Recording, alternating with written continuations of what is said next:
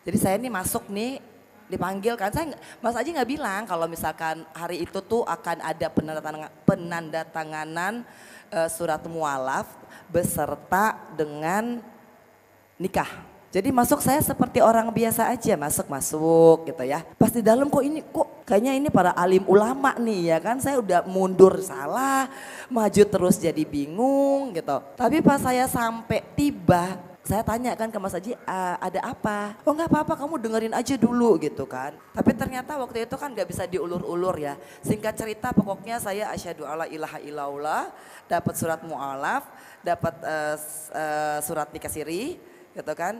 Nah dan aku merasa ini masih bisa diumpetin. Jadi saya nggak bilang sama orang tua saya tuh kalau saya udah nikah, saya udah pindah mualaf.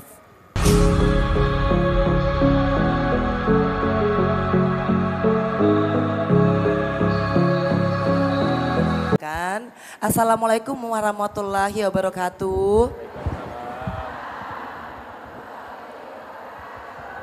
Ya Allah kayaknya nggak ada masalah ya pas jawab salamnya gitu. Bahagia ibu-ibu? Wah, alhamdulillah berarti nggak ada pertanyaan lanjutan. Berarti kalau bahagia nggak ada masalah. Bahagia ada masalah? Masalah apakah? Utang? Nggak ada. Masalah suami? Masalah suami? Masalah suami? Ada yang tidak, ada yang iya gitu ya. Nggak apa-apa, namanya rumah tangga itu pasti up and down. Nggak mungkin rumah tangga itu tuh waduh dari awal pernikahan sampai hari ini tuh nggak ada masalah. Pasti ada. Ada masalah dengan suami? Kan lebih jujur lebih enak. Kalau jujur itu sebenarnya menyelesaikan masalah. Kadang-kadang itu yang bikin kita susah keluar dari masalah adalah karena kita nggak mau jujur. Jadi kita merasa bahwa oke nggak apa-apa kok. Sedih nggak? Enggak, saya nggak sedih padahal lagi sedih. Bahagia nggak? Bahagia padahal lagi sedang tidak bahagia. Karena tidak mungkin manusia itu dari lahir sampai meninggal tuh bahagia terus. Dan nggak mungkin juga dari lahir sampai meninggal itu sedih terus. Nah sesungguhnya Al-Quran itu yang saya pelajari karena ini nanti berbicara lebih banyak kepada life experience ya. Gimana Al-Quran itu bisa merubah hidup saya. Bunda-bunda saya itu pada saat jadi mualaf saya nggak tahu yang namanya Al-Quran. Yang saya tahu saya cinta sama Mas Aji. Mas Ajinya ngelamar 3 kali ditolak. Akhirnya harus kawin lari. Dan ternyata pas mau nikah siri itu udah ada ustadznya yang memualafkan. Jadi saya nih masuk nih dipanggil kan, Mas Aji nggak bilang kalau misalkan hari itu tuh akan ada penandatanganan surat mualaf beserta dengan nikah. Jadi masuk saya seperti orang biasa aja, masuk gitu ya. Nah pas di dalam kayaknya ini para alim ulama nih ya kan, saya udah mundur salah, maju terus jadi bingung gitu. Tapi pas saya sampai tiba, saya tanya kan ke Mas Haji, ada apa gitu. Oh nggak apa-apa, kamu dengerin aja dulu gitu kan. Nah udah gitu saya dipanggil, ada meja gitu kan. Nah oh ini roman-romannya udah nggak enak nih ya kan. Tapi karena saya cinta ya sama almarhum dan saya mengikuti. Kemudian ada satu asisten yang Mas Haji bilang, Mbak Enji, nanti kalau misalkan Pak Ustadznya ngomong, Mbak Enji ikutin aja gitu kan. Saya bilang, oh jadi ini apa sebenarnya? Tapi kan saya nalar ya, karena saya lihat banyak ada 3 lah gitu. Yang pokoknya ada satu pakai sorban gitu kan, terus ada pakai baju gamis ya. Nah akhirnya Mas Haji tanya, kamu kan saya udah melaksanakan tugas saya, meminta kamu untuk menjadi istri saya ke ayah kamu dan ibu kamu. Kan 3-3-nya ditolak Ninji, kan aku udah bilang ke kamu kalau misalkan kayak begini mendingan kawin lari aja gitu kan. Dan kamu bilang ya udah nanti, emang aku ulur-ulur terus. Karena kan memang belum siap ya pada waktu itu, belum siapnya apa, belum siap untuk menyakiti hati ayah saya. Nah, jadi kalau misalkan Mas Aji tanya, saya kejepit. Saya sayang sama Mas Aji, tapi saya juga nggak mau ngelukain hati mama saya dan papa saya. Jadi kalau ditanya, yang di sininya tanya kapan, Mas Aji tanya kapan nikah, saya pasti selalu cari gitu alasan agar supaya saya tidak menjawab pertanyaan tersebut. Kalau ditanya juga sama orang tua saya mengatakan, oh ya udah mau kerja dulu. Tapi ternyata waktu itu kan gak bisa diulur-ulur ya. Singkat cerita pokoknya saya asyhadu alla ilaha illallah, dapat surat mu'alaf, dapat surat nikah siri gitu kan. Nah dan aku merasa ini masih bisa diumpetin. Jadi saya gak bilang sama orang tua saya tuh kalau saya udah nikah, saya udah pindah mu'alaf. Tapi kan Mas Aji tuh ngejar terus, kamu kapan katanya mau bilang sama ayah kamu gitu kan, kamu kapan gitu loh. Nah itu susah banget untuk keluar karena kan kita tahu, karena gini ibu-ibu saya itu kan terlahir dari keluarga yang nyaris sempurna. Dari kecil saya dibesarkan oleh ibu saya yang penyayang. Saya nggak pernah dipukul oleh ayah saya, bahkan tidak pernah dibentak. Dari saya belajar naik sepeda, saya ikut putri-putrian, saya sekolah di Australia, ayah saya nganterin. Semua itu perfect, artinya di Manado itu keluarga saya tuh termasuk keluarga yang harmonis. Jadi kemana-mana saya selalu pasti dibawa sama ayah saya. Nah dan ketika akhirnya setelah 32 tahun saya dididik oleh ayah saya, kan saya harus mengambil keputusan untuk menyakiti hatinya. Dan ayah saya tuh gak pernah nyakitin hati saya mau minta apa aja pasti saya tuh selalu iyain. Mau ini oke, mau sekolah di Australia iya pergi. Ayah saya pindah ke Amerika kita pun ikut iya. Jadi untuk membuat hatinya terluka itu kan berat buat saya. Tapi saya mencintai Mas Aji. Belum lagi dengan keluarga besar, karena kan pasti kalau dari Manado itu udah mesti lah. Dan saya tahu keputusan yang saya ambil ini kan pasti akan menyakiti hatinya. Tapi hebatnya ayah saya, yang saya rasa perlu menjadi contoh.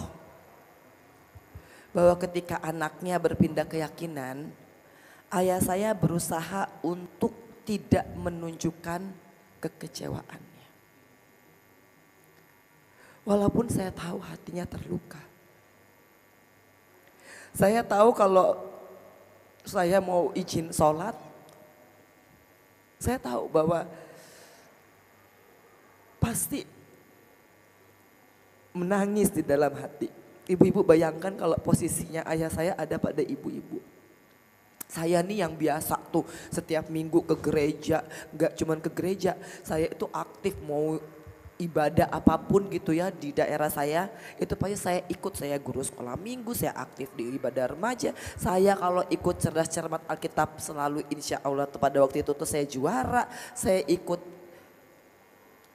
ikut lomba, namanya lomba kidung jemaat juga saya pasti. Artinya secara religi dalam waktu saya masih kecil ini saya sangat aktif. Kemana-mana ayah saya pergi, saya selalu ikut, setiap minggu saya pasti ikut dan saya harus nyanyi. Karena opa saya itu adalah pendeta emeritus. Pendeta yang 75 tahun mengabdikan dirinya untuk melayani. Jadi ibu-ibu bisa ngebayangin ketika ayah saya setelah saya berpindah keyakinan, setiap hari Minggu yang biasanya saya temenin, kan akhirnya saya nggak bisa temenin. Nah, lagi-lagi nggak cuman sampai di situ. Ketika saya akhirnya berkasus,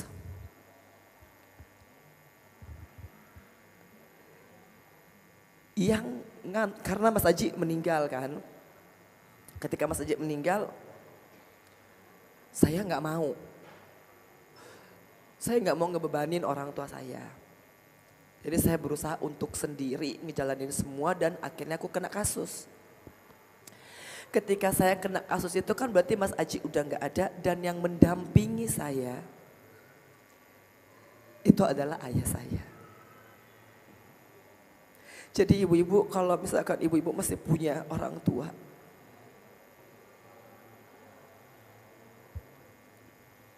kita nggak akan sanggup ngebalas kebaikan orang tua. Tapi kalau misalkan ibu-ibu punya waktu sekarang, ibu-ibu rawat orang tuanya. Karena saya ngerasa betapa sulitnya orang tua tuh ngerawat anaknya. Yang kadang-kadang pas waktu aku jadi DPR aku sombong banget ya telepon ayah saya, Angie lagi di mana? Dedi mau ke Jakarta. Bentar deh sibuk. Ada rapat ini, ada rapat itu. Pas datang ke Jakarta gitu loh, saya kali keluar kota tanyain, Angie kapan balik makan malam yuk. Aduh Dad gak ada waktu, entar dulu ya, ini begini. Dan ketika saya jatuh, yang nemenin saya tuh cuman ayah saya. Dan ayah saya tidak pernah nolak untuk datang ke lapas. Dalam 10 tahun, seminggu 3 kali. Gak pernah absen. Walaupun saya tahu itu butuh perjuangan yang besar karena Bunda Maya juga bolak-balik ya masuk lapas. Belum ngambil kartunya. Belum masuk ke dalam, belum dicek body. Berangkat dari rumah jam 9, nyampe di rutan Pondok Bambu, lapas Pondok Bambu jam 10, ngambil kartu dulu. Ngambil nomor antrian, ngambil nomor antrian, nunggu buat masuk jam 1.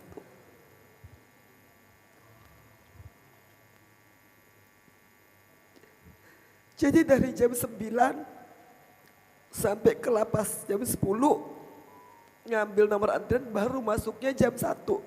Jadinya nunggu di Burger King ada di dekat lapas. Berarti ayah saya dan ibu saya harus menghabiskan waktu sekitar 4 jam buat masuk. Dan ketemu saya setengah jam, 1 jam. Baru balik lagi. Jadi ayah saya tuh ngambil nomor antrian, nanti Kianunya masuk karena kita ada pegang nomor antrian. Nah, jadi kalau bicara soal kenapa saya sampai saat ini tuh insya Allah yakin dengan Allah dan Al-Quran. Karena sesungguhnya saya melihat ayah saya. Karena ayah saya itulah yang sebenarnya mengatakan kepadaku, kalau kamu mau pindah agama, emang kamu tahu kitabnya apa? Emang kamu tahu siapa Nabi Muhammad SAW? Ayah saya menyebutkan Nabi Muhammad. Dan karena ayah saya itu profesor, doktor, master. Jadi saya dari kecil sudah terbiasa untuk memberikan jawaban berdasarkan riset. Jadi saya nanti ketemu misalkan di minggu depan kunjungan saya harus mengatakan bahwa oh Al-Quran itu isinya begini. Oh diturunkannya begini. Kenapa harus tulisannya bahasa Arab? Kenapa tidak dilatinkan? Nah itu pertanyaan-pertanyaan begitu yang sesungguhnya bagi saya ternyata itulah jalan akhirnya saya bisa mempelajari Islam dengan lebih baik. Akhirnya saya menelusuri sejarah Nabi Muhammad SAW. Dan ternyata saya melihat bagaimana Nabi Muhammad SAW dirawat oleh pamannya yang non-muslim. Dan tetap ayah saya itu bagi saya adalah seorang yang selalu saya doakan di setiap kali sharing seperti ini. Karena saya ingin agar supaya ayah saya bisa bahagia di surganya. Apapun keyakinan ayah saya tuh terlalu percaya kalau ngelihat Angelina Sondak yang saya tahu ayah saya sayang banget sama saya. Yang penting bisa bermanfaat, yang penting bisa tidak banyak bebannya. Saya yakin pasti ayah saya tuh akan tersenyum. Makanya ibu-ibu, saya hadir hari ini sesungguhnya ingin mengatakan bahwa pengalaman hidup yang terceritakan di masing-masing kita itu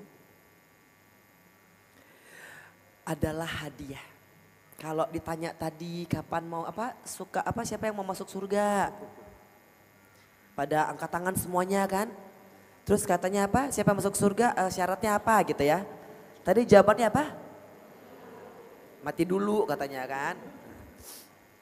Padahal apa ibu-ibu? Saya itu nyari buat baca Al-Quran, nyari cahaya nih. Karena saya itu alhamdulillahnya 4 tahun itu saya harus dipindah di blok narapidana biasa. Jadi akhirnya saya gabung sama narkoba, pembunuh, begal, nyuri gitu. Alhamdulillah tuh sebelah-sebelahan tuh sama Jessica Wongso ya kan. Tuh satu sel karena harusnya kan biasanya kalau yang korupsi ya korupsi gitu. Namanya sel tipikor. Nah, jadi karena di situ jadi Allah hadirkan ke saya satu pengalaman yang bagi saya inilah yang menjadi momentum kenapa akhirnya saya mempercayai bahwa Islam itu gampang. Enggak sulit. Yang bilang sulit adalah karena mereka belum pernah mempelajari Islam. Tapi kalau kita sesungguhnya udah mempelajari Islam apalagi mempelajari Al-Quran. Itu mudah sekali. Bunda Maya ini ngajarin saya dengan gerakan. Ketemunya Bunda Maya cuman seminggu sekali. Kalau misalkan ada acara nggak bisa ketemu juga sama Bunda Maya. Waktunya terbatas karena harus dikejar-kejar masuk jam 4 pulang jam 5. Alhamdulillah. Tapi karena saya mendengar, terus saya menikmati, saya nggak pernah punya niat untuk hafal. Nggak pernah. Hanya saya tahu dan saya merasa dalam kalbu saya bahwa setiap permasalahan hidup saya itu yang menenangkan ada di Al-Quran. Kadang kan saya udah gak ada teman. Teman saya mah udah lari, ya kan. Saya itu Mas Haji meninggal, setelah itu 2 tahun saya di penjara, kakak saya meninggal. Kakak saya itu yang sebenarnya ngurusin keperluan saya, mau makan enak, saya pengen makan menado dibawain, saya pengen pakai baju A dibawain. Dan kita cuma 2 bersaudara. Jadi pada saat Mas Aji meninggal, kakak saya almarhum mengatakan, Ji kamu gak usah khawatir. Karena nanti Kianu saya yang ngurusin, tenang aja kamu masih punya kakak. Karena saya ada kakak saya tuh deket banget. Saya sekolah di Australia sama kakak saya tuh jadi kakak saya tuh emang yang selalu melindungi saya. Nah ketika saya 2 tahun di dalam, kakak saya meninggal. Padahal janjinya kakak saya waktu Aji meninggal, Ji tenang ya pokoknya kamu gak usah khawatir, kamu kan adik saya paling sayang sama kamu. Begitupun ketika kakak saya harus mengantarkan saya ke dalam penjara. Kakak saya bilang kamu gak, udah deh pokoknya kamu masuk aja yang penting aku akan cari jalan biar kamu cepat bebas. Kamu gak usah pikirin mami, kamu gak usah pikirin papi, kamu gak usah pikirin Kianu, ada saya kan anak laki-laki Ji. Udah pokoknya kamu tenang aja. Tapi ketika itu 2 tahun kemudian kakak saya meninggal. Berarti saya gak punya pegangan lagi. Padahal kakak saya meninggal itu 3 bulan sesudah hukuman saya dinaikkan. Jadi hukuman saya dari 4,5 tahun kan dinaikkan jadi 12 tahun. Itu kakak saya yang datang kasih tahu lebih dulu. Kakak saya datang ke lapas, kakak saya bilang, Ji pokoknya kamu gak usah, jangan stres Ji ya, jangan nangis ya. Nanti pokoknya aku urusin. Tuh, kan aku bilang, terus Kianu gimana Frank, nama kakakku Frank. Terus Kianu gimana Frank, sekolahnya gimana, nanti gimana kalau aku dihukumnya 12 tahun tambah 5 tahun berarti 17 tahun. Anak, berarti aku ketemu Keanu udah 19 tahun dong. Terus gimana? Almarhum kakak saya bilang, udah kamu gak usah khawatirin Ji. Gitu. Selama masih ada aku yang akan urusin. Ayah saya ketika dengar saya naik 12 tahun itu kena stroke ringan, itu kakak saya yang ngurusin. Jadi saya ketika saya di dalam, saya nggak begitu terlalu sedih karena saya tahu di luar itu ada kakak saya. Dan kakak saya akan ngurusin semuanya, termasuk bayar sekolahnya Keanu, termasuk ngurusin pakaian aku, Keanu punya keperluan. Nah jadi pas kakak saya meninggal, itu saya nggak punya siapa-siapa. Karena ketika saya terpuruk itu yang ada dan bersama saya itu cuman mamaku, papaku dan kakakku. Yang lainnya itu kan gak percaya kataku ataupun yang lainnya itu kan menghindari aku. Dan itu lumrah, gak ada yang salah. Karena manusia itu kalau kita lagi di atas pasti dekat. Kalau kita lagi kaya pasti datang. Kalau kita lagi terkenal pasti kenal. Tapi kalau giliran kita kena musibah, kita bukan siapa-siapa. Walaupun kenal bilang gak kenal. Kalau kita lagi terkenal, dia gak kenal bilangnya kenal. Tapi kalau kita udah susah apalagi di penjara, walaupun berteman, walaupun mungkin makan sepiring, walaupun mungkin tidur sekasur, ditanya kenal gak Angelina Sondak? Enggak. Dan itulah manusia. Gak apa-apa. Wajar. Karena sesungguhnya Allah sedang ingin mengatakan kepadaku, kamu jangan berharap sama manusia, udah. Lepasin. Tapi waktu itu kan saya belum tahu Al-Quran. Saya nggak ngerti Al-Quran dan saya nggak punya teman. Walhasil saya itu ada di sel. Karena saya udah kurang mampu. Jadi saya ditempatkan di sel besar berisi 24 orang, kadang-kadang 18 orang. Nah,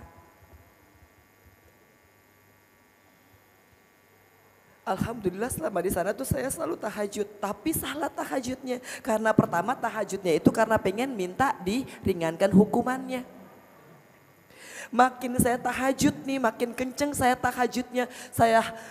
Saya lakukan semua sholat. Hukumannya bukan turun ibu-ibu, naik. Karena memang tujuannya salah. Ternyata tahajudnya saya ini karena saya ada maunya. Dan saya mentransaksionalkan Allah dengan sholatku. Saya tahajud tapi hukumannya ringan. Mintanya begitu. Jadi ketika makin kenceng nih ibadah saya mulai belajar ngaji karena saya ditempatkan di blok besar. Alhamdulillahnya pas di blok besar itu ketemu dengan seorang hafizah. Jadi ini awal ceritanya nih saya itu belajar ngaji. Nah saya satu kamar dengan yang namanya Umi yang saya nggak tahu sekarang beliau ada di mana. Nah, hukumannya waktu itu cuma singkat, cuma 3 bulan. Nah, saya ditempatkan satu sel dengan beliau. Di setiap tahajudnya saya, karena kita nggak boleh pakai lampu di lapas. Jadi saya pasti selalu cari lampu di luar sel.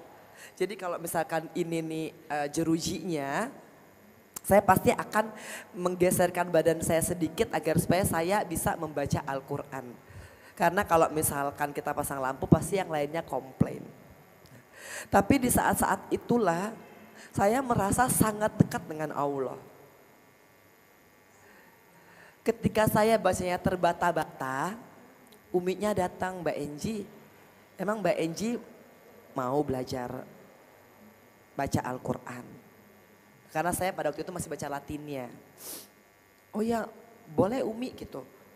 Saya belajar dari Iqra 1 sampai lulus sama Umi ini. Yang sampai sekarang saya nggak tahu namanya siapa. Dan itu kita lakukan pokoknya setelah sholat tahajud menjelang sholat subuh. Itu pun bisik-bisik. Makanya ibu-ibu kalau punya kesempatan belajar Al-Quran tanpa harus nyuri-nyuri segerakan. Karena banyak orang yang ingin belajar Al-Quran tapi itu lampu nggak ada. Gurunya nggak ada. Kadang-kadang kita tuh ada gurunya, ada Al-Qurannya, kitanya yang males nggak mau belajar. Nah, singkatnya setelah itu saya mulai mempelajari Al-Quran. Dan yang sangat mengagumkan adalah ternyata Al-Quran itu tuh kalau ibu-ibu nikmati ya ibu-ibu. Resapi, tahu artinya. Itu tuh udah kayak temen yang bicara. Jadi Allah itu hadir dalam ayat-ayat sucinya. Jadi kalau kita tanya, emang Allah mana? Allah ada dalam setiap huruf yang kita baca. Saya pertama kali baru memahami arti daripada Al-Quran. Karena alhamdulillah Bunda Maya ngajarinnya pakai artinya. Setiap kali saya baca surat Ad-Duha, bukan karena Kianu namanya Kianu Duha Jabar Masaid, bukan. Saya pasti akan selalu tertahan di ayat ketiga dan saya akan nangis. Karena saya posisinya ini ditinggal sama semua orang. Jadi ketika saya mengatakan Allahu Akbar, saya masuk ke surat Ad-Duha, Wad-Duha, walaili idha saja. Ma wa ada robuka wa makola. Allah gak bakal ninggalin saya. Enggak. Jadi setiap kali saya baca ma wa ada robuka wa makola itu saya ulang berkali-kali karena saya mau yakinin ya Allah saya sendiri tapi engkau tidak meninggalkan saya kan. Makanya ibu-ibu, dunia ini akan meninggalkan kita atau kita akan meninggalkan dunia ini. Tapi Allah tuh gak pernah. Dan sampai hari ini Allah buktikan. Kalau saya taruh Allah dalam hatiku, saya sholatnya hanya menyembah Allah. Allah yang tahu hatiku dan dia yang memenuhi semua kebutuhanku. Gak perlu minta. Allah maha kaya, rumah satu mah bukan masalah, 10, 1000 aja kecil bagi Allah. Mobil bagi Allah bukan masalah. Masalahnya apa? Kita mengecilkan Allah dengan hanya meminta apa yang kita mau. Padahal Allah menyediakan lebih dari itu. Tapi karena kita transaksional ke Allah, sholat duhanya karena pengen rezekinya ada banyak, sholat tahajudnya karena pengen masalahnya selesai. Bukan itu, Allah gak minta itu. Karena Allah tahu hati kita. Yang Allah inginkan agar supaya ketika kamu mengatakan Allahu Akbar, benar-benar Allah yang Akbar. Ketika kamu mengatakan Qul huwallahu ahad, cuman Allah loh yang tunggal, satu. Tapi kita sering menduakan Allah kita. Kita duakan dengan harta, kita duakan dengan suami, kita duakan dengan anak. Allahu Samad, tapi enggak Allahu Somad kitanya. Kita carilah orang, kita carilah siapa, ada orang pintar, ada apa. Juz 30 itu udah sangat indah bagi saya. Banyak sekali kekuatan yang saya dapatkan. Datanglah Bunda Maya ngajarin Al-Fat semua, tambah lagi. Padahal dengan surat-surat pendek itu aja saya udah bisa merasakan bahwa Allah itu ada. Makanya kalau mau dikatakan tadi, oh mau masuk surga, iya siapa yang masuk surga, saya masuk surga. Al-Baqarah 2:14. Hasibtum. Ini para penghafal Al-Quran nantinya sama Ustadz Bobby nanti ya. Belajar ngajinya jadi tahu artinya. Di ujungnya hanya dikatakan apa. Dan ini yang selalu menguatkan saya karena di ujung ayat 216 dikatakan Inna nasrullahi qarib. Inna nasrullahi qarib. Pertolongan Allah sungguh dekat. Saya dihukumnya 17 tahun waktu itu tapi pertolongan Allah sungguh dekat. Saya yakin walaupun kelihatannya jauh banget ya Allah. Tambah 17 tahun lagi saya gak sanggup. Tapi kata Allah apa pertolonganku sungguh dekat. Ditambah lagi Bunda kasih Al-Fat. Inna fatana laka fata mubina. Udah pasti menang. Tapi menangnya bukan menangnya manusia. Ternyata menangnya itu adalah apa? Allah insya Allah mau bersemayam di hati yang bersih. Kalau kita ini Angelina Sondak ini masih nyimpan dendam, masih benci, masih gak terima. Karena saya ketika saya itu ditahan, posisi saya tuh lagi tinggi-tingginya. Duit lagi banyak banget, waduh ya Allah, mobil lagi banyak, rumah lagi banyak, kekuasaannya. Punya suami ganteng, anak-anak juga cantik dan ganteng. Itu udah kayak hidup di mana? Waduh udah kayak film-film apa kalau mau dibilang tuh Alice in Wonderland. Gak ada yang kurang. Nah, terus tiba-tiba ngalamin kayak begini plek. Tapi apa? Tapi ternyata Allah ingin saya menang. Menang dalam arti apa? Kalau misalkan saya itu hanya dihukum 4,5 tahun dan saya dapat remisi karena ada PP 99 yang sudah dihapus, saya bisa bebas hanya 2,5 tahun. Kalau saya bebas 2,5 tahun, saya masih punya banyak duit dan saya akan berpikir bahwa duit bisa menyelesaikan semuanya. Karena saya berpikir duit masih bisa menyelesaikan semuanya, saya juga akan jadi penggila duit. Tapi Allah buat cerita saya sehingga saya ini emang udah gak punya duit.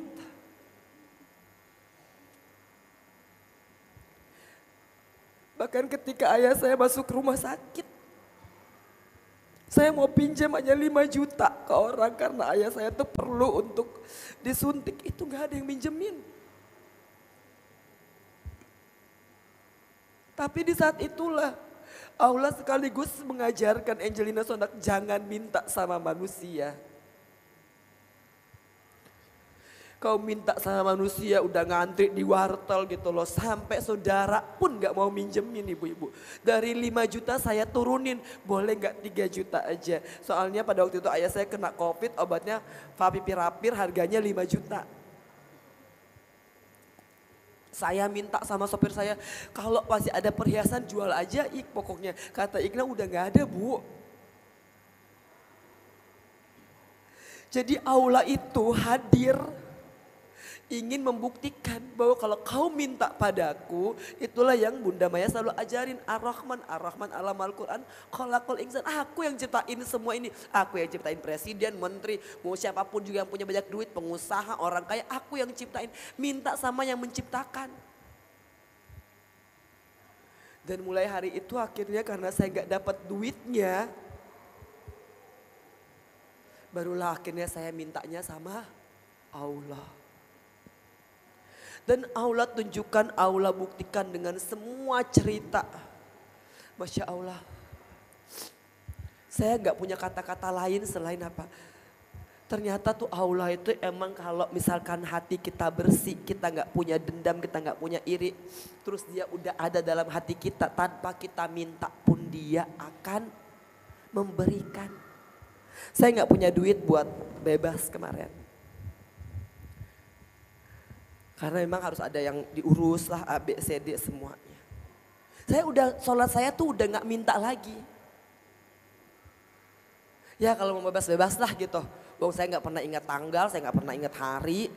Karena kalau saya hafal tanggal sama hari itu makin nyesek gitu di hati. Karena apa ya, setiap lebaran saya gak dapat remisi. Setiap Agustusan saya gak dapat remisi.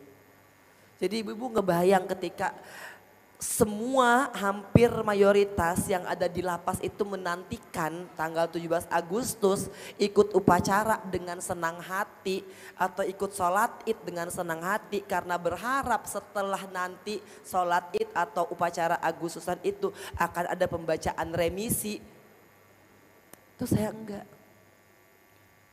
Dan remisinya kan di Pampang. Jadi kalau misalkan di Pampang semuanya ngelihat, semuanya berburu, lihat, iya, saya, alhamdulillah mereka pada teriak, saya tuh dapat ya, aduh ya Allah saya dapat 6 bulan, ya Allah saya dapat, dan saya hanya mendengarkan dan melihat, makanya saya setelah tahun ketiga, saya selalu hanya bisa mendengar orang pada senang, pada gembira dapat remisi. Tahun keempat, saya habis upacara dan sholat id, saya langsung masuk ke kamar saya karena saya nggak mau nyaksin itu lagi, karena saya tahu saya nggak dapat apa-apa. Bukannya saya iri dengan mereka yang dapat remisi, tapi pasti setiap manusia, apalagi kita yang dalam penjara, yang pengen bebas ketemu Keanu, pengen ketemu sama Opa. Berharapnya ya Allah kurang-kurangin dikit gitu loh hukumannya. Ya Allah bisa dong dapat remisi. Tapi kan gak dapat, jadi setiap tahunnya akhirnya 6 tahun setelah itu saya udah gak mau lagi untuk bertahan lama setelah sholat itu. Itu pasti saya langsung masuk kamar, habis upacara saya langsung masuk kamar. Saya sibuk dengan lukisan saya sibuk dengan bikin lagu, bikin puisi, bikin buku daripada saya mendengar hal-hal begini dan bikin saya nangis. Karena saya nggak mau nangis banyak-banyak karena saya tahu kalau misalkan saya nangis nanti mata saya bengkak, Keanu datang, Keanu sedih. Kadang kan saya nggak mengatakan ke Keanu kalau saya di dalam. Saya bilang saya di sekolah, ya dari sekolah aduh habis itu jadi guru lah, pokoknya segala macam lah biar Keanu tuh tahu bahwa saya tuh nggak di dalam. Nah, tapi lagi-lagi itu ketika semuanya hilang, ini Al-Quran jadi teman. Masya Allah. Saya akhirnya gara-gara mau nyolong-nyolong nih telepon Keanu. Karena kan kalau misalkan telepon biasa, itu kan bilik-biliknya rame. Jadi kalau saya telepon Keanu nanti di sebelah lagi berantem, ya kan kedengeran. Ya bahasanya kadang-kadang maklumin aja ya Bu ya, orang-orang pada banyak pikiran di dalam. Jadi kalau misalkan udah marah bahasanya ini. Jadi saya akhirnya jadi ya apa ya kerennya sih cleaning service lah gitu. Nah, jadi yang bagian nyapu lah apa dan segala macam. Dan sebenarnya apa karena ketika udah nggak punya ini nih kan harus pakai otot nih. Jadi saya agak preman kalau di dalam tuh. Ya kan demi apa? Demi menjaga kelangsungan hidup sebenarnya ibu-ibu. Kalau enggak saya mau bagaimana ya kan padahal saya masih punya keinginan untuk bertemu Keanu. Jadi akhirnya saya tuh jadi cleaning service karena apa? Karena kan kalau nyapu, ngepel, bersihin got itu kan saat warga binaan lainnya udah masuk sel. Nah kalau mereka udah masuk sel kan baru nih kita bersihin tuh semuanya lapasnya tuh biar kinclong. Kalau itu kan berarti wartel kosong. Nah, berarti kan aku bisa telepon Keanu dan Keanu merasa seakan-akan saya ini lagi di mana gitu. Kalau enggak kan kalau lagi siang, karena udah bahasanya udah deh. Jadi kan kedengeran banget gitu loh, waduh ini kayak suasana di mana gitu. Nah, jadi akhirnya itu saya lakukan berkali-kali. Dan ketika Keanu nggak dapat jam kunjungan, karena saya ini ya petugas bersih-bersih lah, kadang-kadang disuruh bersihin taman di luar. Kan kesempatan buat saya lagi walaupun cuma lihat Keanu sebentar gitu.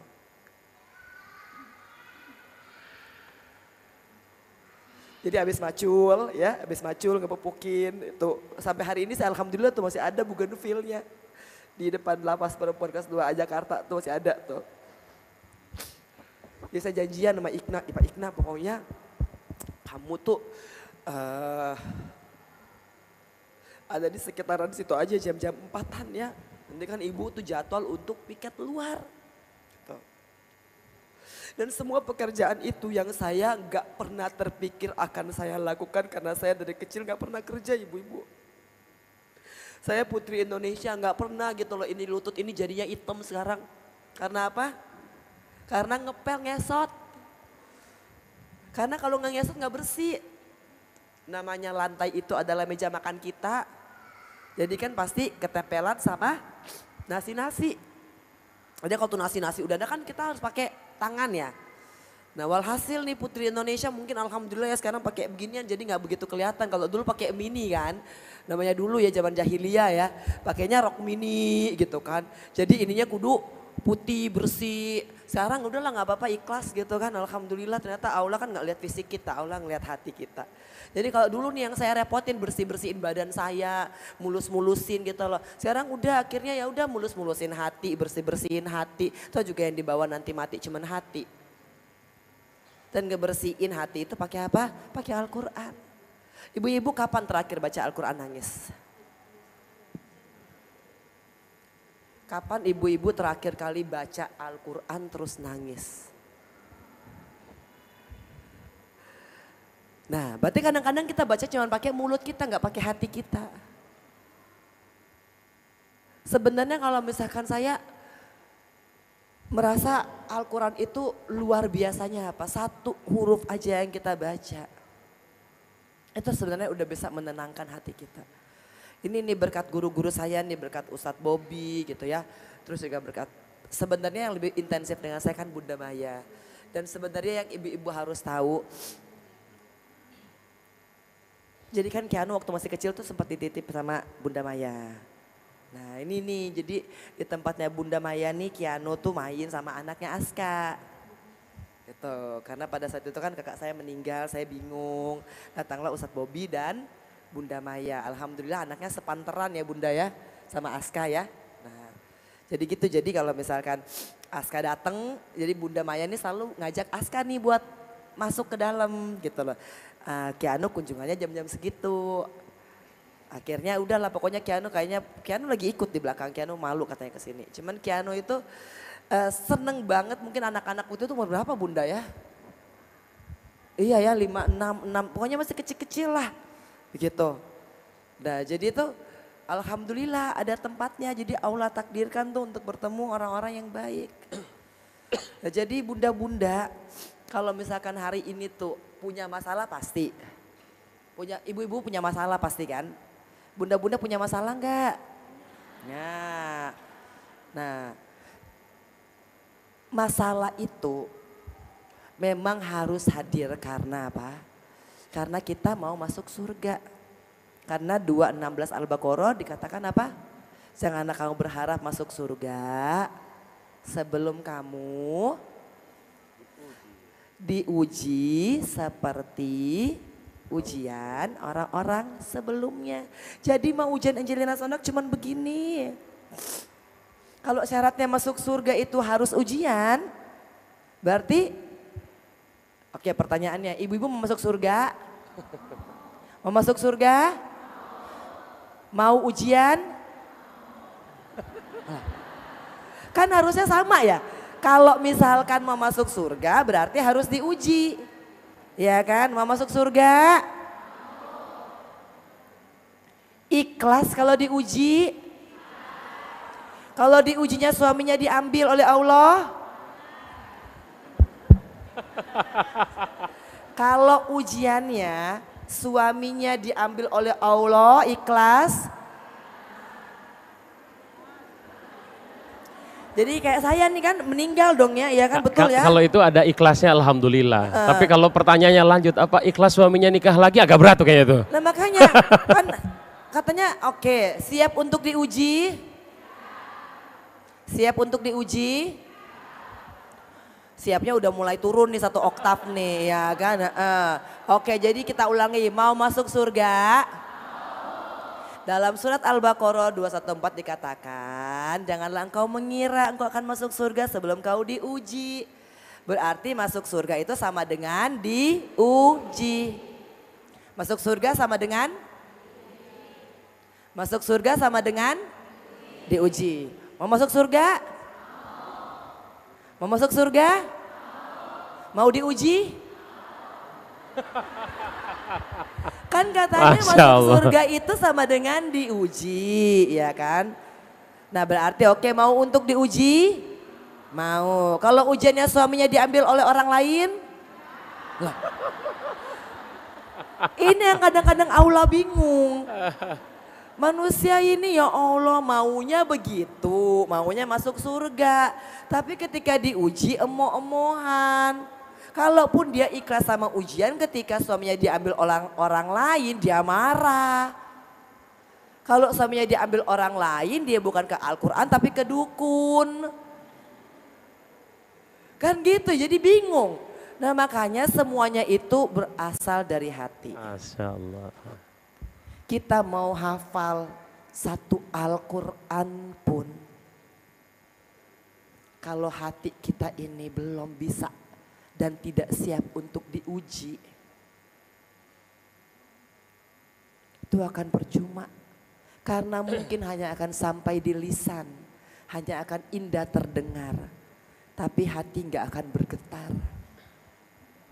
Tapi kalau ibu-ibu kasarannya, saya nih nggak niat untuk hafal tapi saya mau mengerti. Karena gini, untuk bisa menggetarkan hati itu adalah mengerti apa yang dibaca. Kalau misalkan gak ngerti apa yang dibaca, gimana mau bergetar hati? Ayat kursi pasti tahu semua. Tahu artinya. Jadi kalau lagi baca ayat kursi, ngusir setan gitu ya. Ayat kursi itu indah sekali, Masya Allah. Tapi makanya tahu artinya, makanya saya kalau baca surat-surat pendek aja yang diajarin waktu di lapas itu. Kadang-kadang sampai cuman ayat 4 aja itu udah gak sanggup karena artinya luar biasa, Masya Allah. Indah sekali loh Allah menjawab setiap permasalahan kita. Mana ada ujian di muka bumi ini yang seperti ujiannya orang Islam. Oke, ujian mau naik dari SD ke SMP, dikasih ujian nih, tak oke duduk selesaikan ujiannya. Boleh nggak kira-kira ini anak nanya ke gurunya, Pak Guru ini saya nggak tahu nih nomor 4. Bisa nggak? Nggak bisa. Tapi ujian orang Islam nggak tahu jawabannya walaupun udah dikasih kunci jawabannya di Al-Quran. Tetap ketika kita bilang ya Allah ya Rob saya ini kok begini, Allah ngasih nggak petunjuk. Masalahnya kitanya ini yang tidak mau untuk Muhammad ayat 7.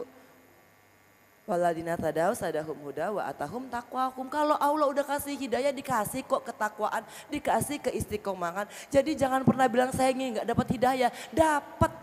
Yang tidak dapat itu adalah taufiknya karena malas belajar. Karena nggak mau ngambil kesempatan hari ini Ustadz Bobby datang ada satu metode untuk menghafal Al-Quran dan artinya dengan baik, nggak mau ditangkap. Itu kan hidayah semua, masalahnya kitanya nggak mau. Kalau hidayah itu Allah bisikan itu udah luar biasa, tidak melalui alam ini, melalui manusia, melalui apa yang terjadi itu udah sering. Tapi apa kita selalu maksain apa yang kita mau.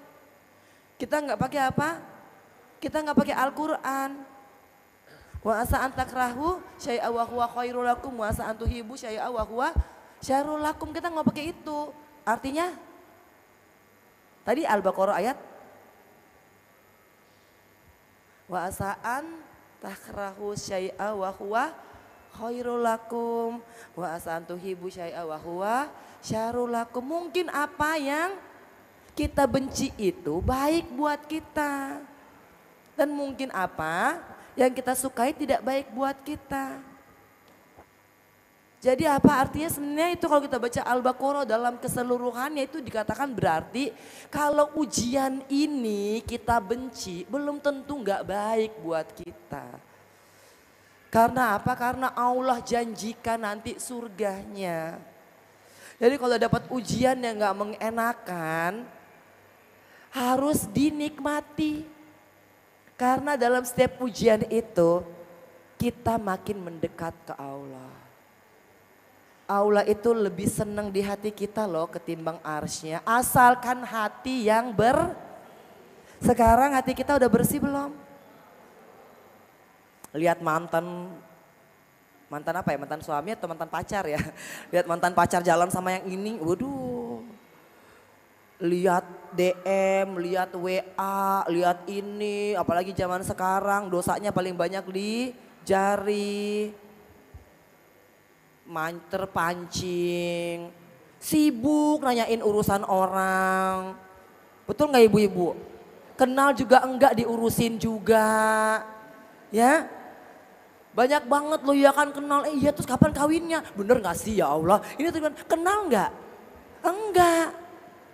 Terus dia omonginnya sejam, 2 jam, tapi kalau menurut gue sih nggak cocok, kalau menurut gue sih aduh nggak bisa. Itu semua padahal bukan urusan kita. Makanya ibu-ibu ayo kita belajar untuk ibadahnya, sholatnya pakai hati bukan pakai badan.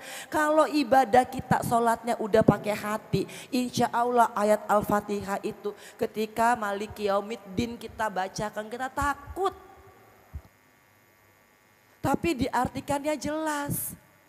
Kita kadang-kadang apa? Sholat hanya badannya aja, hatinya sholat enggak. Ngaji mulutnya aja, hatinya ngaji enggak. Zikir mulut dan tangannya aja. Tapi apa?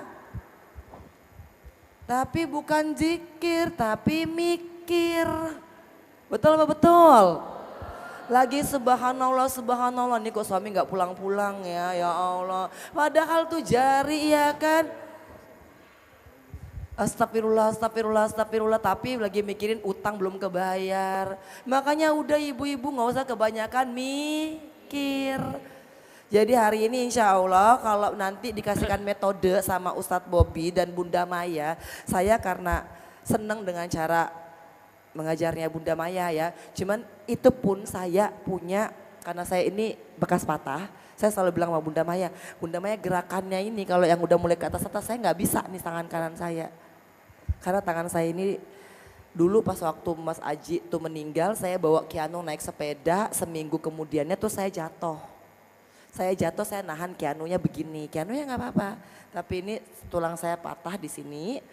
Nah terus itu senar-senar ban sepeda itu masuk ke semua badan saya. Dan ketika saya mau operasi saya ketahan.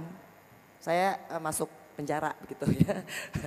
Jadi akhirnya tulangnya tumbuhnya begini. Jadi kalau saya angkat ini akan neken ke sini gitu. Nah makanya ibu-ibu yang masih bisa angkat 2 tangan, ayo sama Bunda Maya terus kalian olahraga pagi-pagi. Ya, dan itu adalah metode yang gampang. Kenapa? Jangan pikir itu Al-Quran susah. Al-Quran itu ketika saya akhirnya ngikutin, banyak sekali kata yang juga bahasa Indonesia. Contohnya, malaikat, malaikat, kitab, kitab, apalagi. Nah, sholat, zakat. Yang nggak bisa ngomong berarti kurang baca Al-Quran kali ya, apalagi. Apalagi yang ada Musa, Isa, banyak sekali. Tapi karena kita ngelewatinnya begitu aja. Udah begitu coba diperhatikan pasti itu ada repetisinya. Itu lagi yang penting tanya Bunda Maya gimana rumusnya. Kalau saya itu kan karena dia rumusnya pakai tangan. Dalam setiap kata misalkan inna itu ada, allazi itu ada. Sangat mudah. Yang nggak mudah itu adalah maunya. Kadang-kadang udah mau juga tapi jalaninnya juga susah. Tapi kan nantinya itu ada pelatihan 3 hari yang insya Allah ya Bunda Maya ya. Nanti ada 3 hari sama Ustadz Bobby gitu kan. Itu juga bisa nanti dapat dasarnya aja dulu. Kesininya nih saya nggak pernah berpikir loh saya bisa hafal. Sama sekali enggak. Tapi kesininya tuh ternyata ya Allah alhamdulillah. Ya, ibu-ibu kalau udah dikasih Al-Quran yang merupakan petunjuk, ayo. Jangan sampai nanti, ya kan, ketika udah sepuh, udah susah mata sutur, susah. Walaupun metodenya Bu Ustadz Bobby dan juga Bunda Maya tuh, walaupun kita udah mulai menua, itu nggak masalah. Karena banyak juga partisipan yang memang masih, yang udah berusia sepuh. Alhamdulillah kalau bunda-bunda menikmati Al-Quran, ngadepin masalah tuh udah santai aja. Mau diomongin orang ya udah alhamdulillah. Ya kan mau ditipu orang udah alhamdulillah. Wong juga bukan punya kita. Ya. Kenapa kita ngerasa ketipu? Wong bukan punya kita kok, punya siapa semua? Punya Allah. Ya udah kalau punya Allah semua, kalau ada yang pinjemin duit 10 juta ikhlasin dong ya kan punya Allah katanya. Ikhlas nggak? Ditagih pasti sama ibu-ibu dulu nih ya kan. Ditagih nggak kalau ada orang utang? Katanya punya Allah. Ya kan? Makanya coba ibu-ibu perhatikan ya. Dari tadi kita ngomong bolak-balik ini mungkin ada bunda-bunda ya. Ujung-ujungnya apa? Yang ngeyel siapa? Yang ngeyel manusianya. Mau ini tapi nggak mau kerjain ini. Pengennya begini tapi nggak mau begitu. Udah dijanjikan apa kita ini nggak bakal kekurangan. An-Nisa ayat 100 apa?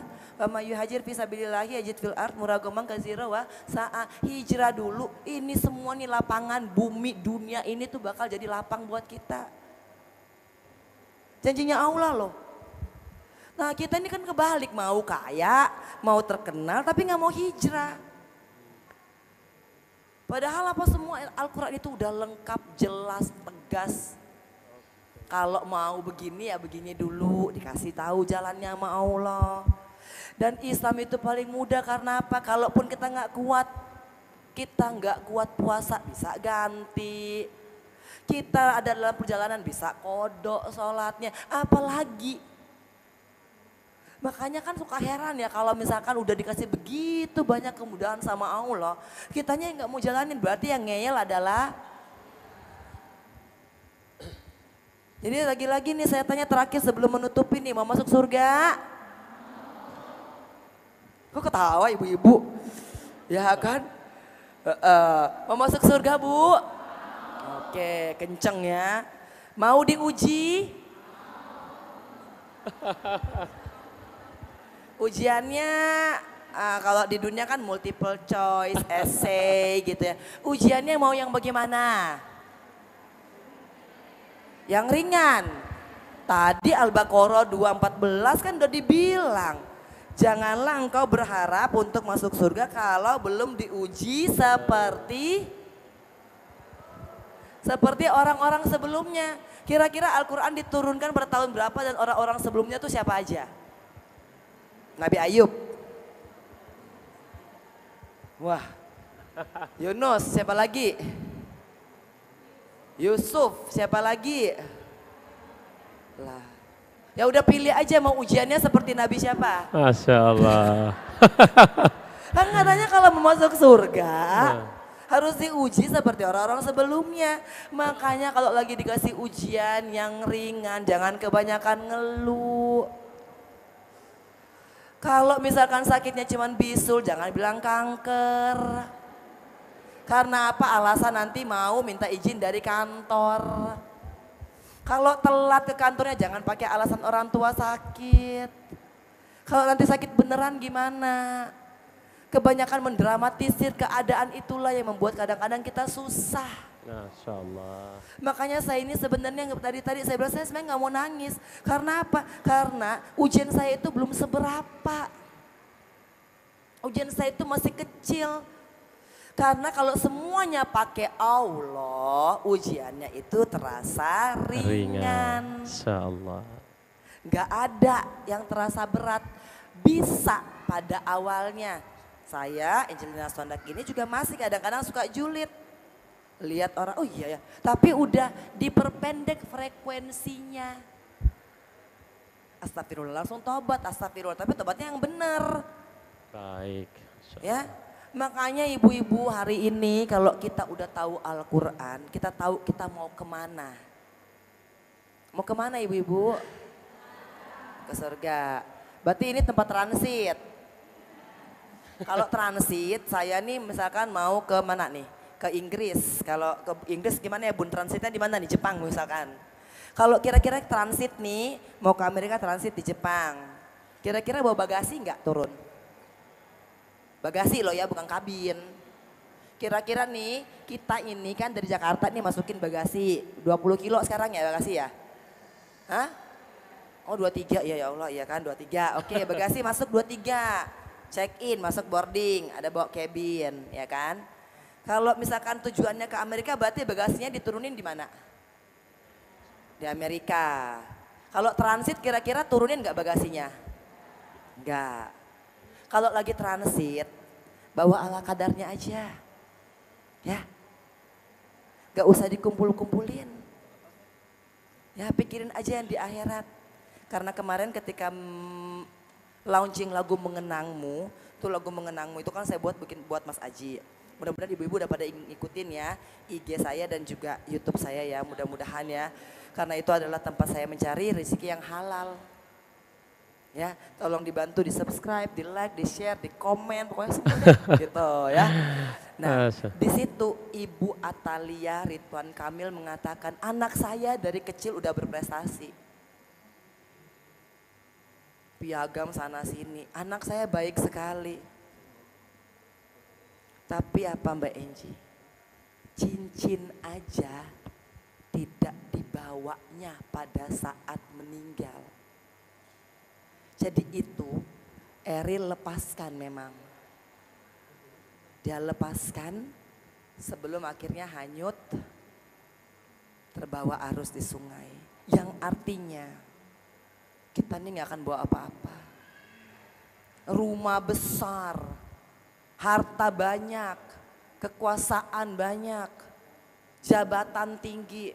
Emang Allah mau tanya, Enji kamu dulu anggota DPR berapa periode? Nggak ada. Makanya udah, kita nih kebanyakan ngumpulin yang di dunia aja. Targetnya cuman dunia, mikirin yang di dunia. Punya rumah satu maunya 2, anak maunya harus begini. Mobil maunya hanya begini. Itu karena apa? Cuman mau nyenengin kata manusia. Bener apa bener? Cuma karena pengen diakui manusia kan? Karena supaya dibilang, oh iya ya ibu ini nih bawa mobilnya ini. Ih rumahnya begini bagus loh. Sekarang udah kita pusingin aja kata Allah. Allah maunya kita kayak apa. Baik. Makanya saya kalau ditanya, ini terakhir banget ya. Udah jam ya, soalnya gak ada jamnya ya. Jadi ibu-ibu, terakhir saya ingin mengatakan tolong dijaga hatinya. Ya. Gak usah cari image. Oh kan orang tanya nih, oh emang lagi mau menciptakan apa image apa? Nggak perlu, image itu nggak bakal dihitung sama Allah. Yang dihitung itu kan hati kita, bacaan Al-Quran kita, amal kita. Jadi kalau ibu mulai hari ini pusingin hari-hari ibu dengan membaca Al-Quran, insya Allah pengalaman hidup saya nggak akan terjadi di ibu-ibu. Ya karena pengalaman hidup saya itu agak banyak berdarah-darahnya. Ya. Bismillah doakan saya, doakan Kianu, mudah-mudahan kita tetap istiqomah. Ibu-ibu juga mudah-mudahan bisa ketemu saya. Nanti saya tadi baru ngomong sama Bunda Maya sih maunya ngerancang pelatihan itu, kita namanya pelatihan 3 hari gitu loh untuk kauni. Belajar membaca, bukan belajar baca Al-Quran, hafal Al-Quran dengan artinya. Ya. Saya kalau ada salah-salah saya mohon maaf ibu-ibu dan semua yang ada di sini, terutama untuk Pak Ketua Yayasannya, Ibu Ketua Ibu Pembina. Masya Allah ini kesempatan yang luar biasa buat saya dan juga untuk Allah Subhanahu Wa Taala. Mudah-mudahan cerita ini bukan tidak membawa keriaan buat diri saya dan kesombongan, tapi saya niatkan lillahi ta'ala hanya agar supaya kita bisa belajar sama-sama. Ya. Ibu-ibu pokoknya kalau ada apa-apa nanti hubungin Bunda Maya. Bunda Maya nanti, Bunda Maya ini adalah istri Pak Bobi ya. Nah jadi Bunda Maya ini adalah istrinya Ustadz Bobi. Nah alhamdulillah kan. Jadi Kianu pernah dirawat sama Bunda Maya. Saya diajarin ngaji sama Bunda Maya. Ya dan sabar. Saya dulu suka kangen sama Bunda Maya, nunggunya lama seminggu. Nah kalau ibu-ibu kan nanti kalau mau ketemu Bunda Maya udah tinggal langsung WA juga langsung ketemu. Kalau saya kan kudu ada jadwalnya, jadwal kita hari Rabu, hari Kamis ya Bunda ya. Nah jadi kalau sekarang ada kesempatan buat belajar dengan Bunda atau dengan Pak Ustadz Bobi langsung, alhamdulillah. Dan sekali lagi maafkan saya apabila saya ada salah-salah. Yang dulu-dulunya saya, mudah-mudahan Allah ampuni dosa-dosa saya. Jangan ditiru, jangan diikuti, jangan dicontohi. Wassalamualaikum warahmatullahi wabarakatuh.